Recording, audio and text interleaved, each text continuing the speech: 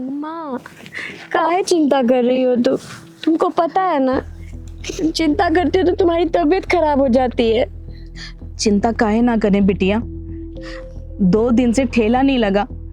ये अफसर मैम आई है ना, जब से सिर्फ हमारा ठेला नहीं लगने दे रही। शान, जी मैम।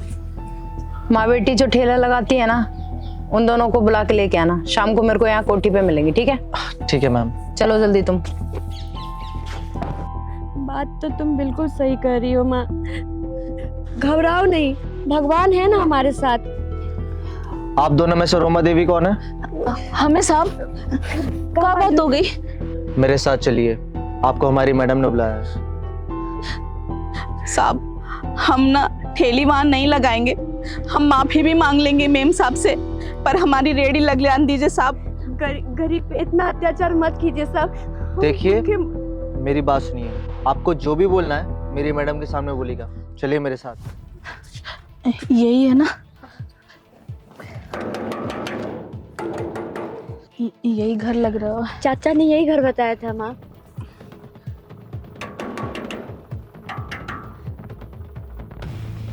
नमस्ते साहब। नमस्ते। क्या है? मेम साहब हमको बुलाई हैं। अरे मेम साहब तुमको क्यों बुलाएंगे? नहीं, आप पूछ लो, सच में मेम साहब ही बुलाई हैं। अगर मेम साहब नहीं बुलाई होंगी तो हम वापस चले जाएंगे। तुम जैसे भिखारी पता नहीं रोज कैसे कैसे आ जाते हैं यहाँ पे। क्या नाम है तुम्हारा? रोमा। एक बार भैया आप पूछ लो, अगर नहीं बुलाए होंगे तो हम चले जाएंगे। ठीक है, रुको मैं पूछ के आ रहा हूँ। मैम, बाहर एक माँ बेटी आई है, वो बोल रहे हैं कि आपने उनको बुलाया है। जाओ ले आओ उनको। ठीक है मैम। चलो अंदर। पता नहीं मेम साहब भी कैसे कैसे लोगों को बुला लेते हैं। चल बेटा। चलो। नमस्ते मेम साहब। नमस्ते मेम साहब। मेम साहब, गलती हो गई, माफ कर दीजिए।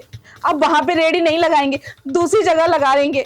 मेम साहब, हमारे पिताजी भी नहीं, हमारी माँ उसी रेडी से जो कमाती है मेरा पालन पोषण करती है। हमारी रेडी मत हटवाने दीजिए।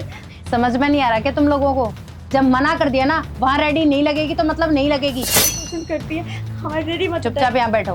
हम सुनाई नहीं दे रहा क्या? बैठो यहाँ पे। जी। जब एक बार तुम लोगों को बोल दिया तो बार बार वहाँ रेडी क्यों लगा रही हो? मेम साहब, अब दोबारा कभी रेडी नहीं लगाएंगे। पर आप ही सोचिए ना, हम माँ बेटी अगर रेडी लगा के अपना गुजारा नहीं करेंगे तो हमारा पेट कैसे भरेगा? हमारे पास तो और कोई साधन भी नहीं है। इसका मतलब आपकी यही बेटी है? मैं आपकी कुछ भी नहीं लगती।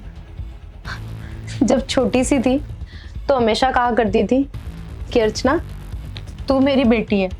तब तो बहुत प्यार करती थी ना मौसी। मौसी, अब क्या हो गया? भूल गई अपनी बेटी को? तू मेरी छोटी वाली अर्जू है। अर्जू, तू कहाँ थी बिटिया? तू मेरी अर्जू है। इसी वजह से तूने हमका रेडी लगाने नहीं दी। हाँ। तूने अपनी अम्मा को पहचान लिया। तू रो क्यों रही है? मौसी, जब मैंने आपको एक दिन गाड़ी से जाते हुए देखा तब आप रेडी लगा रही थी। सच बताऊं तो मैं तो उसी दिन मर गई। मेरे होते हुए मेरी मौसी ये काम कर रही है। और मौसी, अगर आज मैं ऑफिसर बनी हूं ना तो आपकी वजह से।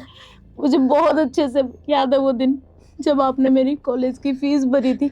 पर मौसी, आपकी और छोटी की ये दशा कैसे? मौसा जी को क्या हुआ? अर्जू, तेरे मौसा एक्सीडेंट में हमका छोड़ के चले गए। एक्सीडेंट? तो कभी आप मेरे पास क्यों नहीं आए? अर्जू, हम तो गांव बहुत साल पहले ही छोड़ दिए थे और हमका क्या पता तू इतना बड़ा अफसर बन गई। माँ हमेशा आपके बारे में कहती थी। इन्होंने पता लगाने की भी कोशिश की, लेकिन सबने कहा कि वो तो यहाँ से चली गई हैं पढ़ाई करने। अब मत रो आप, अब रोने के दिन खत्म। आज से आप और छोटी मेरे साथ रहोगे। हम तुम्हारे साथ रहेंगे, आपके अपने इस घर में। देखा छोटी, तू कहती थी ना भगवान है भगवान है। आज सच में भगवान ने साबित कर दिया मेरी अर्चू को बेच के।